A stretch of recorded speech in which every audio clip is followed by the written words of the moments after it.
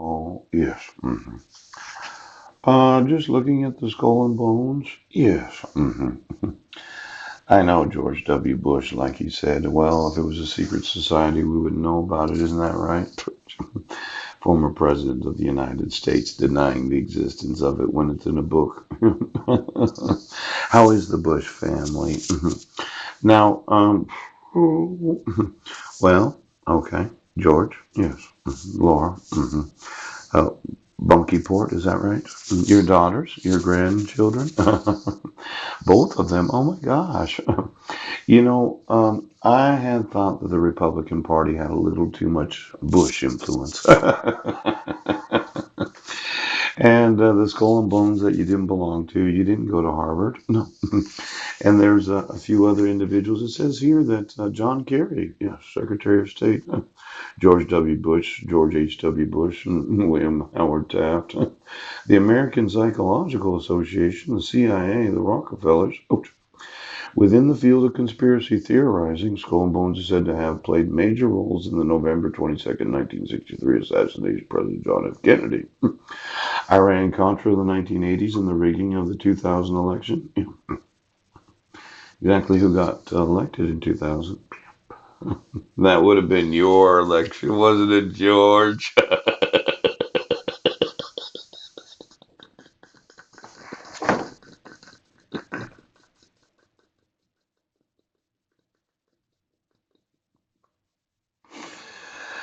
George, it's Paul. You know these voting rights? You got elected in 2000, didn't you? And I was just thinking about 2001. We had that terrorist attack. Do you remember that? You were sitting there reading a book.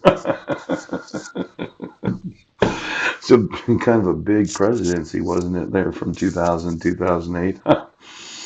You responded so well. I mean, somebody steps in, kind of, they whisper in your ear, were you reading that book upside down, or was that somebody else I was thinking of?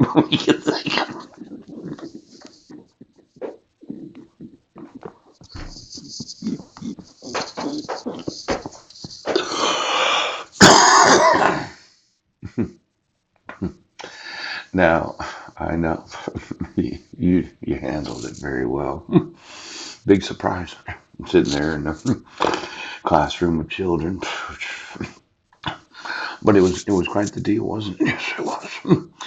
Now these well, George, why don't you just think about exactly what happened? It's been years and years and years.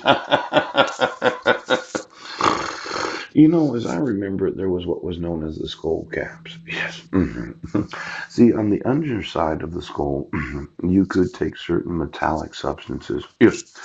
Let's say, you ever seen that YouTube video where they add iron to Total Cereal, or maybe it's Circle K? Yes. And then they use a magnet to find out exactly how much iron was added to the cereal. Yes. Well, let's say you're eating cereal and there was small pieces of iron in it and you were to ingest them. Yes. You used a certain type of magnetism so as to cause it to get into the brain fluid of the actual individual. Yes. And it kind of coats the underside of the skull. There's no possible way that because of the heavy metals in the food supply that it actually ended up that you put a skull cap underneath the skull of those in the skull and bones so as to connect them to a little frequency that no one knows about.